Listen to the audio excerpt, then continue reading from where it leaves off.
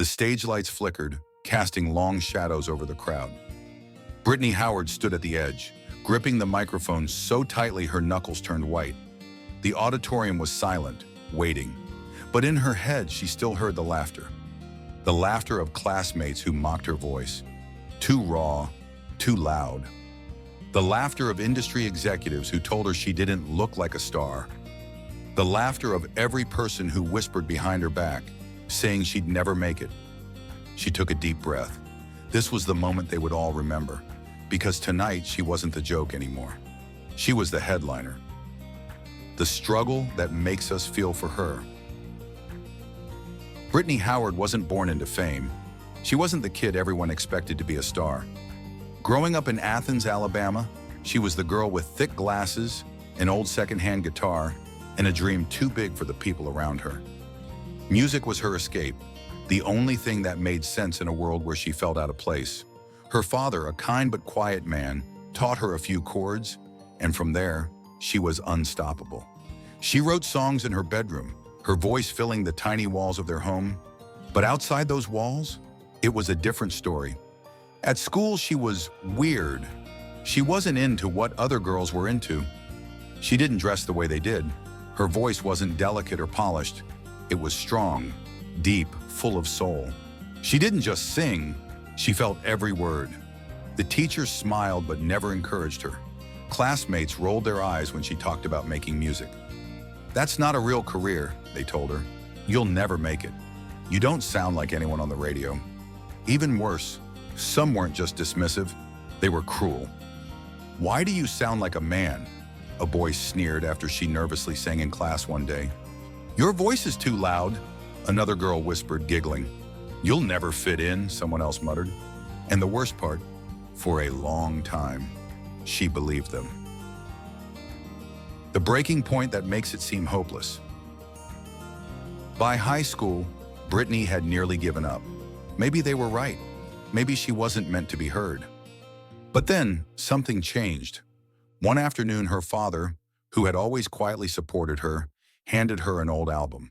Aretha Franklin. "She was too different, too," he said simply. But look what happened. Brittany sat alone in her room, listening to that record over and over. Aretha didn't hold back. She commanded every note.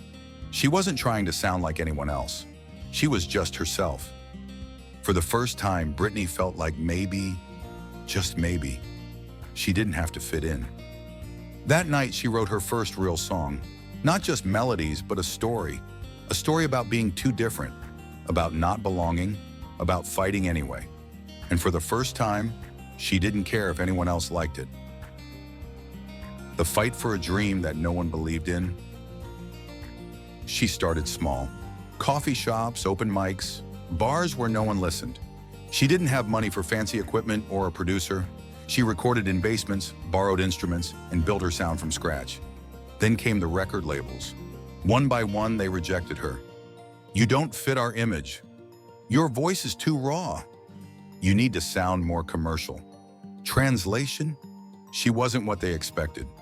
Labels wanted a pop star, a polished product. Brittany was too real, too soulful, too different. They laughed at her for even trying. She almost quit. Almost. But then she met a few musicians, other outcasts, misfits who didn't belong anywhere else. Together they formed a band, Alabama Shakes. They weren't polished, they weren't mainstream, but they had heart.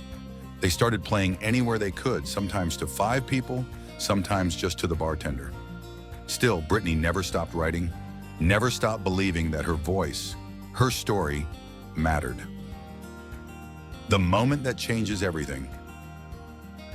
And then, one night, everything changed. A tiny venue in Nashville. The band played like their lives depended on it. Brittany poured everything into that microphone. Every rejection, every insult, every ounce of pain. And this time, someone was listening. A journalist in the crowd wrote a review. That review turned into buzz. Buzz turned into record deals. And suddenly, the same labels that called her too different were now begging for her signature. Her debut album, a Grammy nominee, her voice, praised as one of the most powerful in the industry. The girl they mocked was now the woman selling out stadiums. And when Brittany stepped onto that Grammy stage for the first time, holding that golden award in her hands, she thought back to all the people who said she wasn't good enough. She wasn't angry, she just laughed. Because now the world was listening. Years later, Brittany Howard still remembers the insults. But she also remembers something else. The feeling of proving them wrong. The thing they ridiculed, it made her unforgettable. The thing they tried to change, it made her powerful. She never tried to fit in. She never became what they wanted her to be. Instead, she became exactly who she was meant to be. And now, the same people who once mocked her, they're the ones singing her songs.